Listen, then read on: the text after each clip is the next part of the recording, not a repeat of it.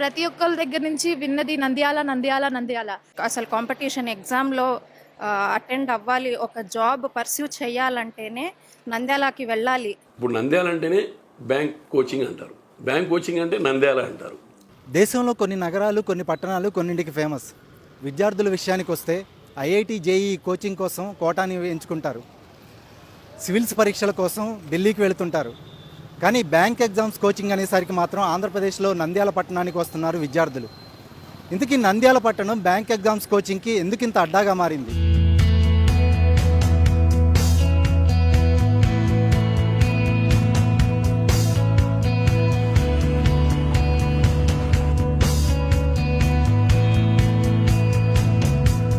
నంద్యాలలోని NGOs colony mini యూనివర్సిటీని తలపిస్తోంది. వేలాది మంది విద్యార్థులు ఇక్కడే బ్యాంక్ ఉద్యోగాల కోసం పరీక్షలకు సిద్ధమవుతున్నారు.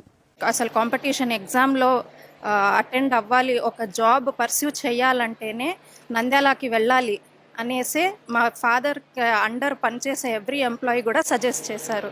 అలా my father is a big fan of this institution. ఇక్కడే బ్యాంకు ఉద్యోగాల పరీక్షల కోసం సిద్ధమవుతున్నారు.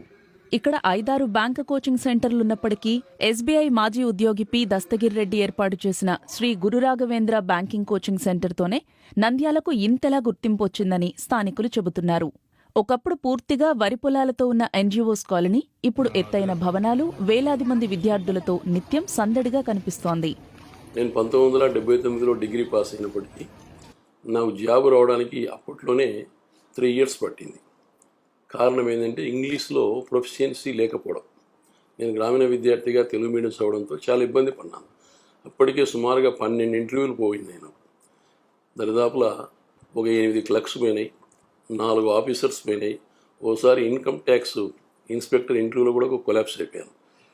చివరకు 1982లో నాకు స్టేట్ బ్యాంక్ ఆఫ్ ఇండియాలో సెకండ్ లిస్ట్లో జాబ్ వచ్చింది క్లర్క్గా.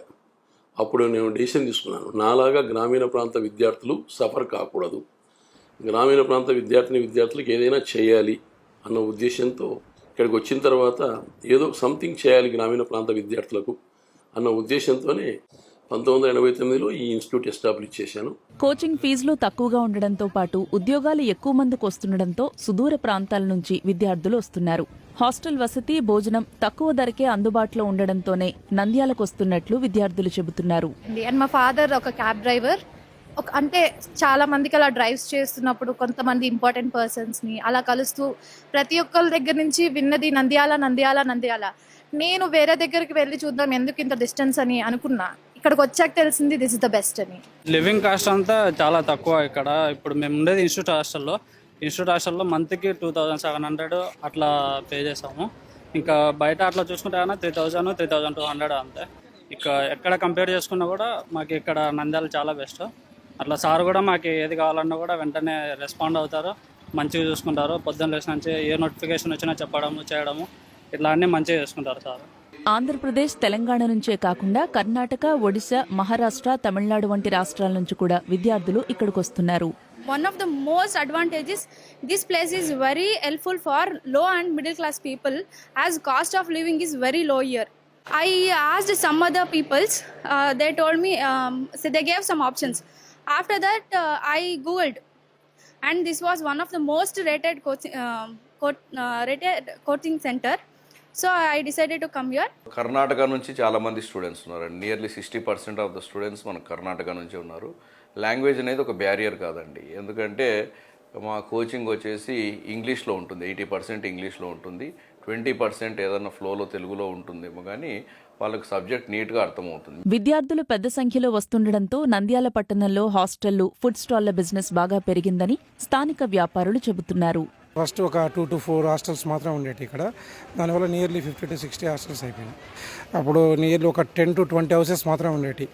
ఈసారి ఇన్స్టిట్యూట్ పెట్టడం వల్ల ఈ పిల్లలు బాగా పెరిగి ఎక్కువగా మొత్తం అన్ని హౌసెస్ అయిపోయినాయి. ఒక నియర్లీ 500 ఫ్యామిలీస్ ప్రత్యక్షంగా ఉపాధి, పరోక్షంగా అయితే నియర్లీ ఒక 1000 కుటుంబాలు ఉంటాయి బతుకుతుంటాయి దీనివల్ల. ఎందుకంటే బుక్ షాప్స్ కానీ, టీ షాప్స్ కానీ, జిరాక్స్ సెంటర్లు కానీ, ఇంకా కొన్ని అన్ని టిఫిన్ సెంటర్స్ కానీ, ప్రతి ఒక్కటి మామూలుగా కిరాణం షాపులు కానీ ప్రతి ఒక్కటి 100లకు వచ్చేసాయి. ఈ టీ షాప్ వల్ల ఒక 5 మంది కుటుంబం అనేది చదివించుకుంటూ మేము జీవన ఉపాధి కలుగుతుంది మాకు ఇక్కడ.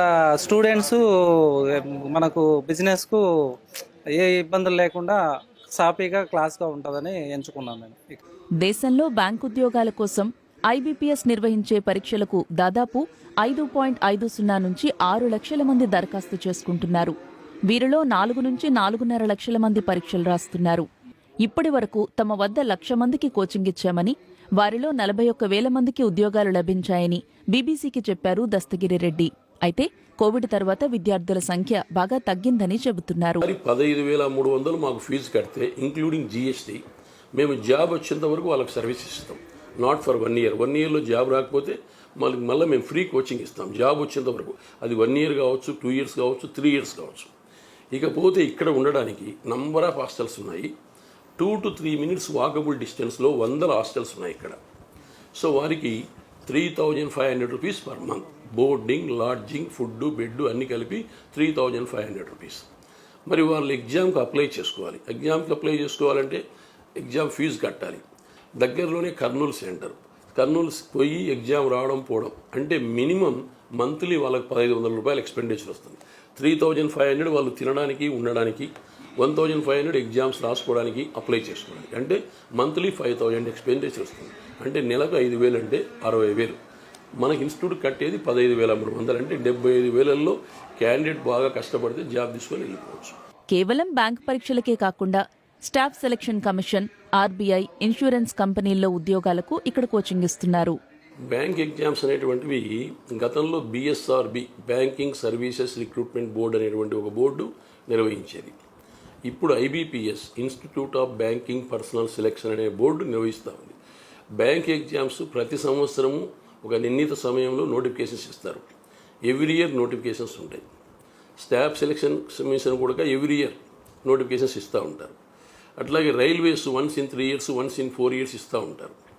దీనివల్ల నిర్దిష్టమైనటువంటి కాల వ్యవధిలో నోటిఫికేషన్స్ వస్తాయి కాబట్టి స్ట్రీమ్ లైన్డ్గా ప్రిపేర్ అయినట్లయితే 1 or 2 yearsలో ఖచ్చితంగా గవర్నమెంట్ జాబ్ కొట్టొచ్చు అన్నటువంటి కాన్ఫిడెన్స్ పిల్లలకు ఉంటుంది. నా సంస్థ వల్ల నంద్యాలకు పేరు వచ్చిందని కాదని, కానీ నంద్యాల వల్ల కూడా నాకు పేరు వచ్చిందని అనుకుంటున్నాను. ఎందుకంటే ఉభయత ఉపయోగపడింది. ఇప్పుడు నంద్యాల అంటేనే బ్యాంక్ కోచింగ్ అంటారు, బ్యాంక్ కోచింగ్ అంటే నంద్యాల అంటారు.